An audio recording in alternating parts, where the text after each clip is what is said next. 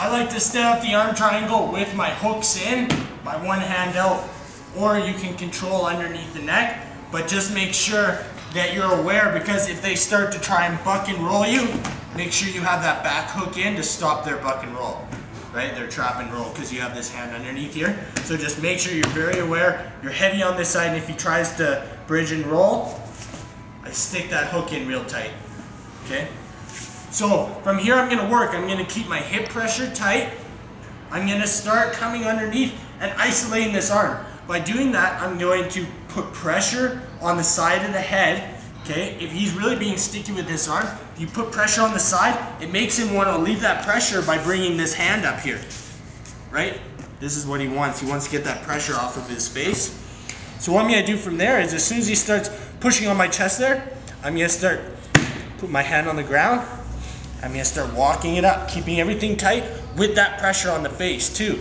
Okay, walk it up, walk it up. Once I'm here, I'm gonna start getting my chin in and start blocking that head. Now, once my head is nice in there and I'm trapping that arm, then I'm gonna switch it and I'm gonna push it across.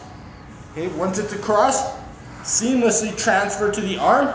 Now this is when you can start to apply the choke right from here.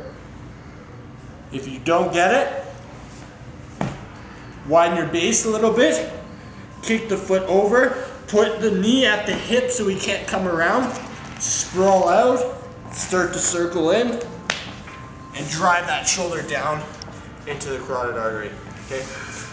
Now one little tricky setup that I like to do is when I'm in side control and they're not expecting the arm triangle and they're a little bit more liberal here, I trap the arm immediately here, and for a second, I put my head on the ground and I kick up and around and I come into the side here.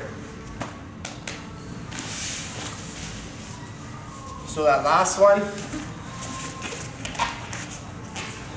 he's not thinking, he's a little more liberal with his hand placement here. I pin my head to the ground, I grab the back of the shoulder, and I've effectively trapped his arm. Try and get your arm back around with my head. I kick up, all the pressure is on my head the whole time. I come back down, set up, and I drive that shoulder.